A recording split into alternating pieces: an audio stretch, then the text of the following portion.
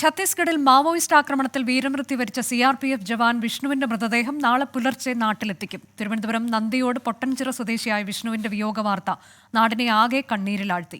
ഛത്തീസ്ഗഡിലെ സുക്മ ജില്ലയിൽ കുഴിബോംബ് പൊട്ടി വിഷ്ണു ഉൾപ്പെടെ 2 ജവാന്മാരാണ് വീരമൃത്യു വരിച്ചത്. പുതുതായി വാങ്ങിയ വീടിന്റെ പാലുകാച്ചിന് 1.5 മാസം മുൻപാണ് വിഷ്ണു നാട്ടിൽ വന്ന് മടങ്ങിയത്.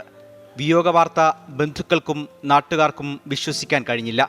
കുഴിബോംബ് പൊട്ടി ട്രക്ക് തകരുന്നതിന് മിനിറ്റുകൾക്ക് മുൻപും വിഷ്ണു ബന്ധുക്കളെ ഫോണിൽ വിളിച്ചിരുന്നു. വിഷ്ണു ഈ ഭാഗത്തൊക്കെ നിറഞ്ഞു നിൽക്കുന്ന കൂട്ടത്തിലാണ്. വളരെ കാര്യമായിട്ട് ഈ വിഷ്ണു മരിച്ചത് തന്നെ ആർക്കും വിശ്വസിക്കാനും പറ്റുള്ളൂ, ഉൾക്കൊള്ളാനും പറ്റുന്നത്. അത്ര ഒരു ഈ സമൂഹം മൊത്തം ദുഃഖവും ദുരിതവും വേദനയുമായിട്ട് അങ്ങ് നിറഞ്ഞു നിൽക്കുകയാണ്. അത്ര വലിയ ഒരു നല്ല നിറഞ്ഞ സാന്നിധ്യമുള്ള ഒരു പയ്യനായിരുന്നു. അവസാനം ഒരു മാസം ആയി ഒരു വീടിൻ്റെ പാലിയാച്ച കഴിഞ്ഞിട്ട് പോയുള്ളൂ. കുഞ്ഞുനാൾ മുതൽ വിഷ്ണുവിൻ്റെ ആഗ്രഹമായിരുന്നു പട്ടാളത്തിൽ ചേരണമെന്ന്. 10 വർഷം CRPFൽ സേവനം. ആദ്യം കാശ്മീരിലായിരുന്നു, പിന്നീട് ജാർഖണ്ഡിൽ. 2 വർഷം മുൻപാണ് ഛത്തീസ്ഗഡിലെ മാവോയിസ്റ്റ് പ്രശ്നബാധിത മേഖലകളിലെത്തിയത്.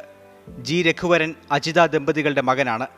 ഭാര്യ നിഖില തിരുവനന്തപുരം ശ്രീചിത്ര ആശുപത്രിയിൽ നഴ്സാണ്. 7ഉം 3ഉം വയസ്സുള്ള 2 കുട്ടികളുണ്ട്.